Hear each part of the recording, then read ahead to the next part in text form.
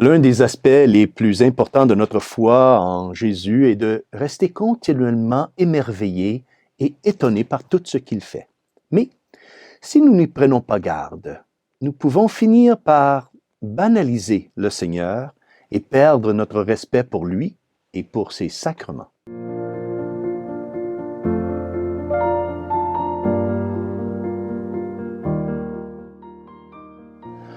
Au nom du Père, et du Fils et du Saint-Esprit, Amen. Chers frères et sœurs, Salve Maria et bienvenue au commentaire de l'Évangile pour aujourd'hui.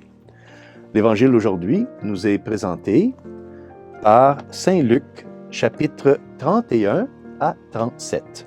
Et Saint Luc ici nous présente le Seigneur Jésus en train d'enseigner avec autorité. Écoutons un extrait de l'Évangile. En ce temps-là, Jésus descendit à Capharnaüm, ville de la Galilée, et il y enseignait, le jour du sabbat. On était frappé par son enseignement, car sa parole était pleine d'autorité.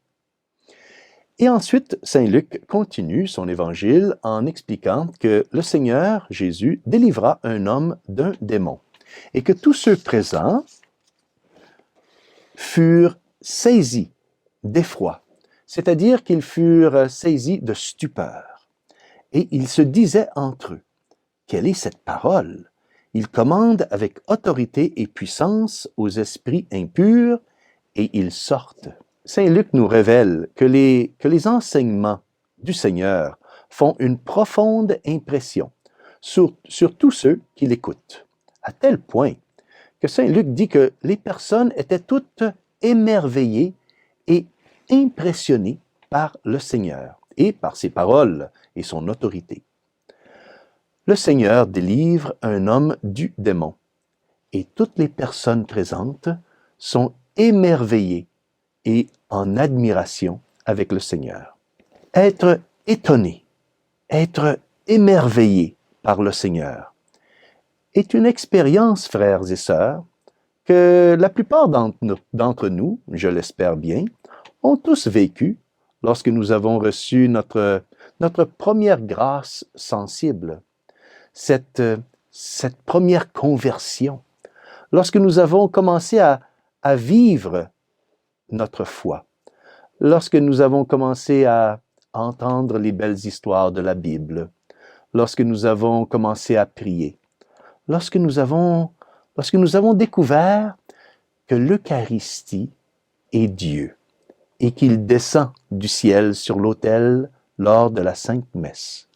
Lorsque nous avons fait notre première communion, tous ces moments, frères et sœurs, ont été des moments de grâce, où nous avons expérimenté la présence aimante de Dieu.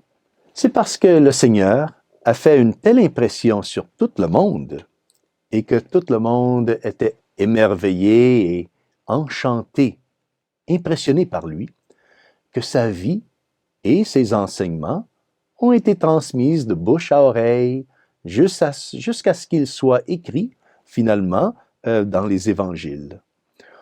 Aujourd'hui, c'est à travers les évangiles et à travers la tradition de l'Église que nous savons ce que Jésus a dit et il a fait il y a plus de 2000 ans de cela. Mais ce qui peut arriver avec le temps, et ce qui peut arriver à chaque chrétien, à chaque catholique, y compris à ceux d'entre nous qui sont dans le sacerdoce et dans la vie consacrée, c'est que éventuellement on peut, si on ne fait pas attention, perdre notre émerveillement. Les choses de Dieu peuvent devenir routinières.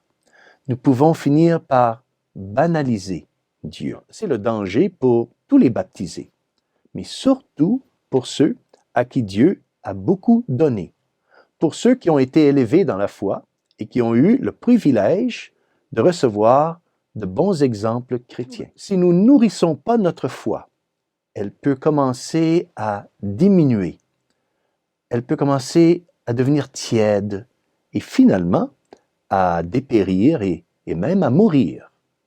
Oui, chers frères et sœurs, si nous ne faisons pas attention, nous pouvons éventuellement banaliser et comme domestiquer la grandeur et la sainteté du Seigneur dans nos vies. C'est l'une des choses les plus tristes qui puissent arriver dans la vie de l'Église.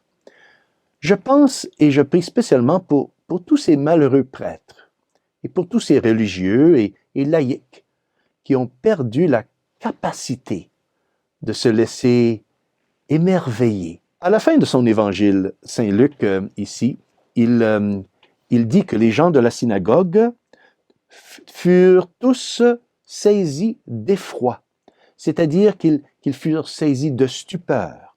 Et ils se disaient entre eux, « Quelle est cette parole? » Nous devons permettre à ce même étonnement de continuer à nous saisir.